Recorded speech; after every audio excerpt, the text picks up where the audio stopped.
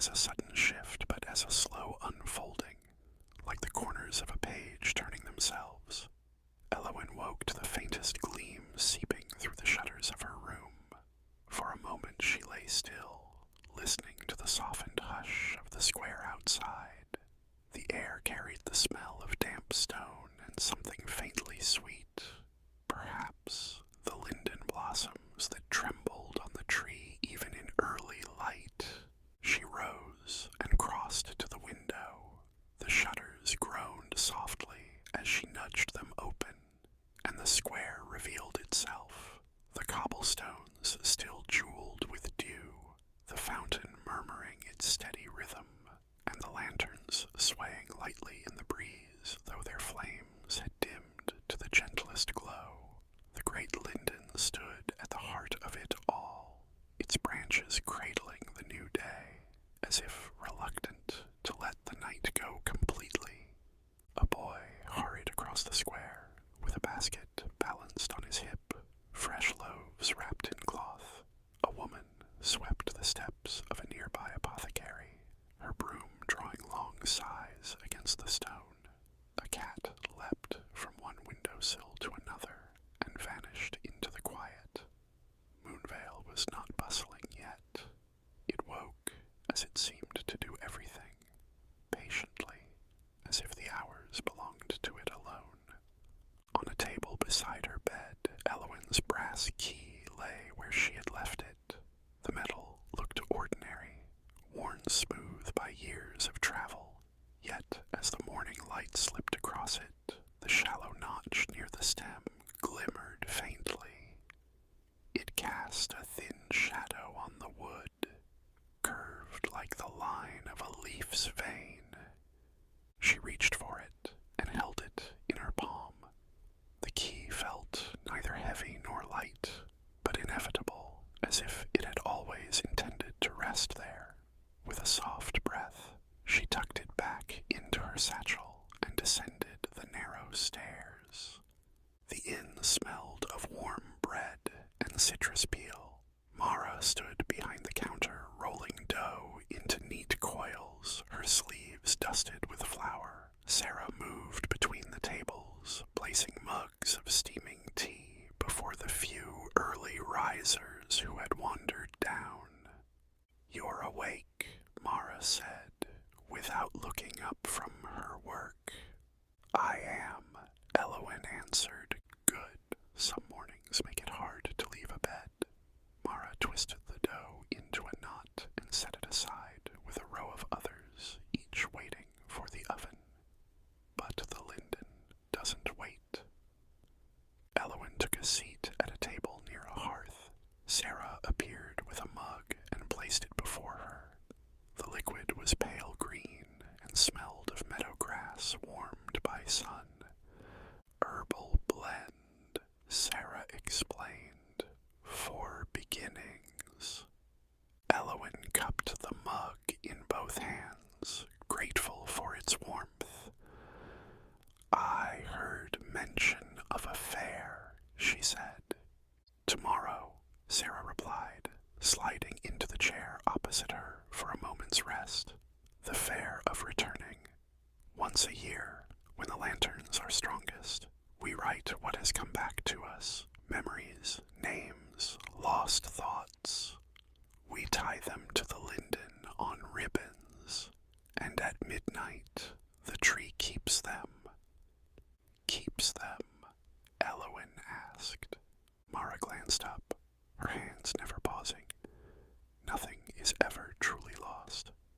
The linden remembers. The lanterns help it remember. The fair is how we listen." Elowen traced the rim of her mug. "And if nothing has returned?" "Then you write silence," Sarah said simply. "Even silence has a place on the tree." Before Elowen could answer, the door opened. Rowan, the lantern keeper, stepped inside. His coat was brushed with dew, and in his hands he carried the woven lantern she had seen the night before, its leaf green glow banked low, but steady.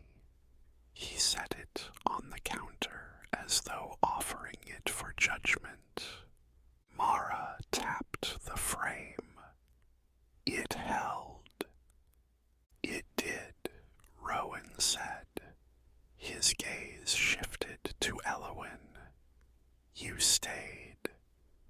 I did. He gave a brief nod, as if confirming something unsaid. From inside his coat, he withdrew a folded square of paper, edges softened by damp. This came loose near the linden last night, he said. I think it belongs to you.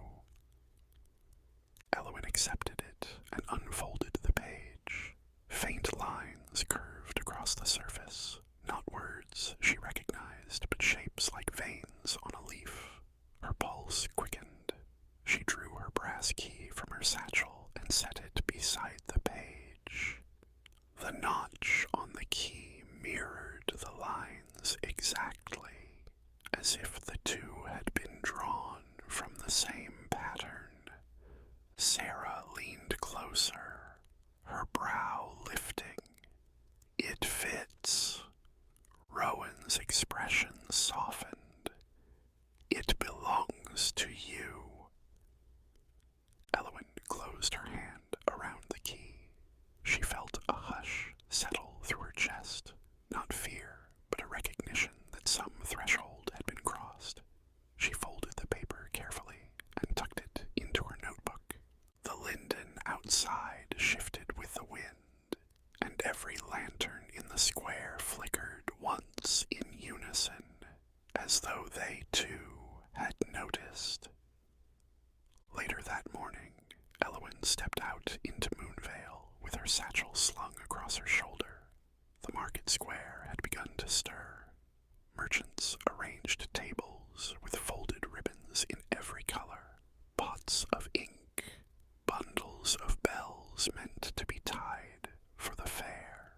Children darted between stalls, chasing each other, their laughter bright against the hum of the fountain.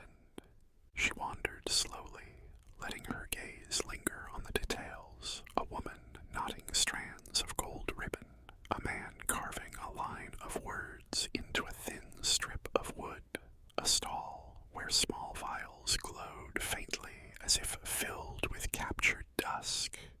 Each person moved with unhurried certainty, as though the fair was not merely a festival, but a rhythm embedded in the bones of the village.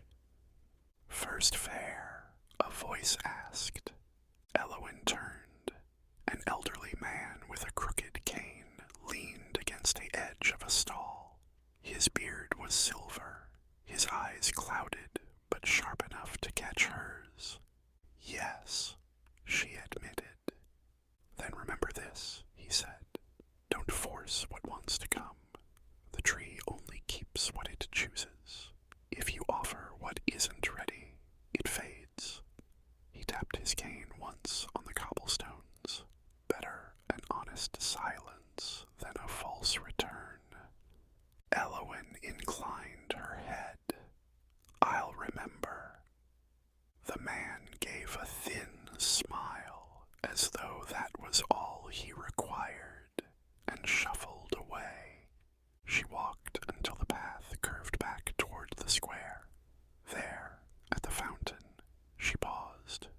Children were lowering paper boats into the water, each boat carrying a single word written in careful hand. The ink bled as the water touched it, the letters dissolving into dark shapes that curled and vanished. One child clapped, delighted, as her boat sank.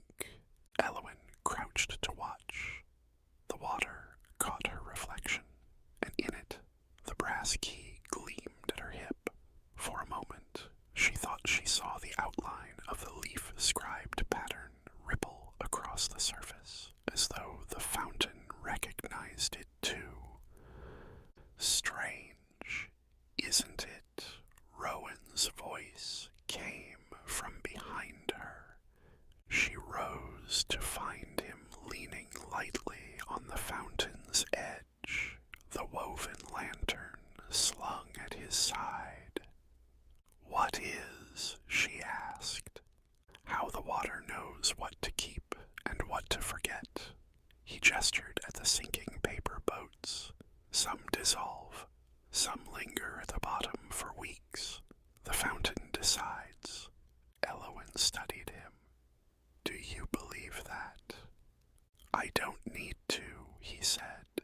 Belief is louder than the truth most days. Better to listen. She considered his words. And the key. Rowan's gaze lowered to the brass at her side.